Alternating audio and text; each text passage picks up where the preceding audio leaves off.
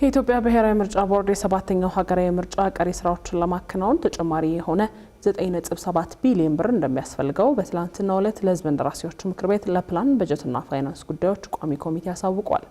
ቦርዱ ይህንን ያሳወቀው የ2018 በጀት ዓመት 9 ወራት የበጀት አጠቃቀምና የ2019 የበጀት እቅዱ በተገመገመበት ጊዜ ሲሆን ይህ አዲስ የበጀት ጥያቄ ቀድሞ ከተበጀተለት 10.8 ቢሊዮን ብር ተጨማሪ መሆኑም ተጠቅሷል።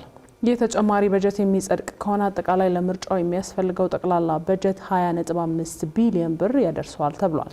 በዚህ የበጀት ስሚ ላይ የተገኘው ሪፖርተራችን አቤል አበበ በዚህ ጉዳይ ላይ ከቋሚ ኮሚቴው የተነሱ መሰረታዊ ጥያቄዎችንና በቦርዱ የተሰጡ ምላሾችን በቀጣዩ ጥንቅሩ የሚያስመለክተን ይሆናል።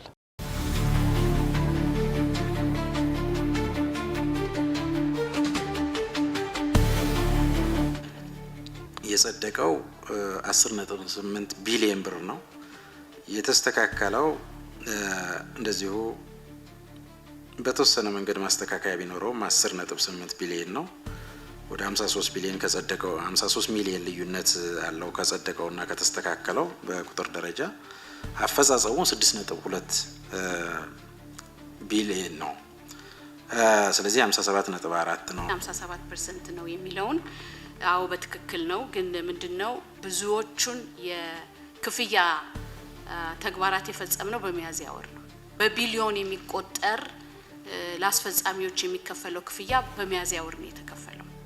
ስለዚህ ይሄ በያፈጻጸማችንን አቅጣጫ ወደዚህ ወደ አራተኛው ኳርተር ስላሻገረብንና የተፈጸመ ነው። በጣም ከፍተኛ ቁጥር ያለው በብዙ ሚሊዮኖች የሚቆጠር የመራጮች የድምጽ መስጫ ወረቀት እየታተመ አሁን ወደ ሀገር እየገባ ያለው ክፍያ በጣም ከፍተኛ የፈጸምነው በሚያዝያ ነው። የመጀመሪያ ዙር 30% በሁሉም ለሚወዳደሩት የፖለቲካ ፓርቲዎች ክፍያ የፈጸምን ሲሆን ከዛ በኋላ ያሉት 70% ደግሞ ፓርቲዎች በሚያቀርቧቸው እጩዎች ብዛት፣ ፓርቲዎች በሚያቀርቧቸው ሴት እጩዎች ብዛት፣ ፓርቲዎች በሚያቀርቧቸው አካል ጉዳተኞች እጩዎች ብዛት፣ ሴት በሚያቀርቧቸው ሴት አካል ጉዳተኞች እጩዎች ብዛት በሚል ስለሚከፋፈል ይህንን መረጃ ከፓርቲዎች ለማምጣት የራሱ የወሰደው ጊዜ ስለነበረ ይህንን አጠቃለን በዚህ በሚያዝያ ወር በጣም ከፍተኛ ቁጥር ያለው ገንዘብ ለፓርቲዎችም በግል ለሚወዳደሩም የግል እጩዎች ክፍያ ፈጽመናል።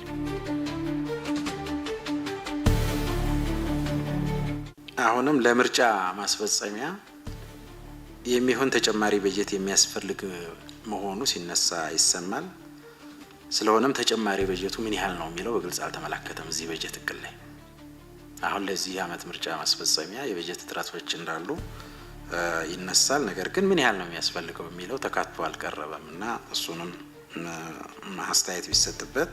ሰብሳቢያም እንደገለጹት 57% በዚህ ሰዓት ወደ 90% ሆኗል። ለምሳሌ የሚያዝያ መጨረሻን ብናየው ወደ 9.7 ነው ወጪው የሚያሳየው ማለት ነው። ስለዚህ ካለን 10.8 ውስጥ 9.7 ማለት ከ1 ቢሊዮን በታች ነው። ይሄ ደግሞ የቀሪውን የምርጫ አስፈጻሚዎችም ይሁን የተለያዩ ክፍያዎችን የሚሸፍን አይደለም ማለት ነው። ስለዚህ ከዚህ ጋር ተያይዞ እንግዲህ ተጨማሪውን በዚሁም ለማንሳት እንግዲህ እንደምታስታውሱት የዛሬ ዓመት በጀት ስናቀርብ 15 ቢሊዮን ነበር ለምርጫ በጀት ያቀረብ ነው። የጸደቀው ግን 10.5 ነው። ስለዚህ ከዛ በኋላም ደግሞ ባሉት እንግዲህ የተለያዩ ነዳጅን ጨምሮ ሌሎች የተጨማሪ ዋጋዎች በመኖራቸው ወደዚህ አድጓል ማለት ነው። ስለዚህ ወደ 9.7 አካባቢ ነው ተጨማሪ የጠየቅ ነው። በአንድ በኩል አፈጻጸሙ 57% ነው። በሌላ በኩል ደግሞ በጀት እጥረት እንዳለ ይሰማልና እነዚህ ሁለቱ እንዴት ይጣጣሙ ነው? እንዴት ይጣጣሙ? 57% 9 ወሩ ላይ ነው ያለው።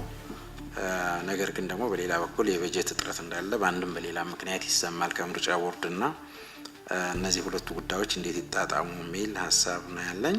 በ57% ፐርፎርማንስ ኖሯችሁ እንዴት ተጨማሪ በጀት ትጠይቃላችሁ የሚለው እንደዚህ ከውጭ ሲታይ ተቃርኖ ያለው ሊመስል ይችላል። ነገር ግን አሁን በእጃችን ያለው ዲስፐርስ የተደረገልንና የተፈቀደልንን በጀት በተመለከተ ተጨማሪ ክፍያ የምንጠይቅበት የአስፈጻሚዎቻችንን የመጀመሪያ 40% ብቻ ነው የከፈልነው። በእያንዳንዱ ምርጫ ጣቢያ ላሉ 4 ለሆኑ አስፈጻሚዎች ነው። በምርጫ ጊዜ ግን ወይም ድምጽ በመስጫ ጊዜ ግን የሚኖረን አስፈጻሚዎች ወደ 6 ከፍ ይላል። ተጨማሪ 2 ምርጫ አስፈጻሚዎች እንጨምራለን። ስለዚህ እነዚህ የመጀመሪያዎቹ 200,000 በላይ የሆኑት 60% እና የተጨማሪዎቹ 2 በየምርጫ ጣቢያ የተጨመሩት 100% ክፍያ እንደገና ለጨመርናት የዚች የ14 ቀን የመራጮች ምዝገባ መጨመር ራሱ ያለው የበጀት ኢምፕሊኬሽን በጣም ከፍተኛ በመሆኑ እሱን ክፍያ ስንፈጽም አሁን ደግሞ ካለፈው ሐሙስ ጀምሮ እያሰራጨን ያለነው የድምጽ መስጫ ቀን የስልጠና ቁሳቁስ እንግዲህ በእነዚህ በ52,000 ምርጫ ጣቢያዎች እያሰራጨን እንገኛለን። ይህንን ቁሳቁስ የምናሰራጨን በተከራየናቸው መኪኖች ነው። ተሽከርካሪዎች፣ ትልልቅ መኪኖች በአውሮፕላን በጣም ከፍተኛ ዋጋ እየተከፈለ ነው የምናጓጉዘው። አሁን የስልጠና ቁሳቁስ ነው እያጓጓዝን ያለ ነው። ይሄኛው በዚህ ሳምንት እንደተጠናቀቀ ደግሞ በወዲያኛው ደግሞ ሳምንት የድምጽ መስጫ ወረቀት ስርጭት የምናደርግበት ይሆናል። ይሄ እንግዲህ ራሱን የቻለ ከፍተኛ የሆነ ወጪን የሚያመጣ በመሆኑ ይሄንን ታሳቢ በማድረግ ነው ተጨማሪ በጀት የጠየቅ ነው።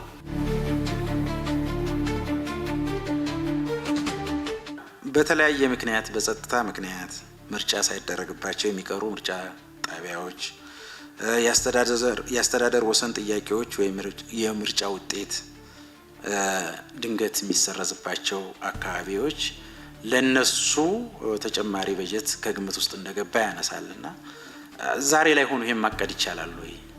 ራሱን ችሎ ይሄ ችግር ሲያጋጥምና ወደዚህ ስራ ሲገባ በበጀት አስተዳደርና በፕሮጀክት መልክ ማየት አይቻል ይሆን ወይ? እንዴት ካሁኑ ፕሬዲክት ይደረጋል? እንግዲህ ቦርዱ ገና ምርጫውን ሳይጀምር በ7ኛው ሀገራዊ ምርጫ ግንቦት 24 ቀን ምርጫ ማያከናውንባቸው ብሎ ለይቶ ያስቀመጣቸው ምርጫ ክልሎች አሉ።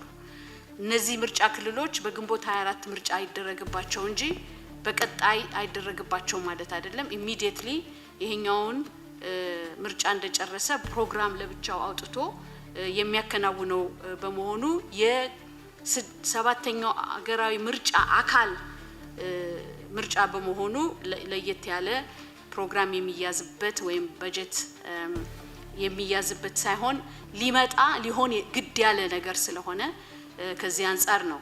ሌላው ደግሞ እንዴት መገመት ይቻላል? ድጋሚ ምርጫ ሊኖር ይችላል የሚል ይገመታል። እንግዲህ እንደ አንድ ምርጫ አስፈጻሚ ሁሉንም አይነት ነገር ማሰብ ስላለብን ካለፉትም ልምዶች አንዳንድ ጊዜ ድምጽ እንኳን ከተሰጠ በኋላ በኢሬጉላሪቲ ምክንያት ድምጽ የሚሰረዝበት በእጩዎች ጥያቄ ወይም በሌላ ምክንያት የሚሰረዝበት ሁኔታ በሚኖርበት ጊዜ ድጋሚ ምርጫ ይደረጋል።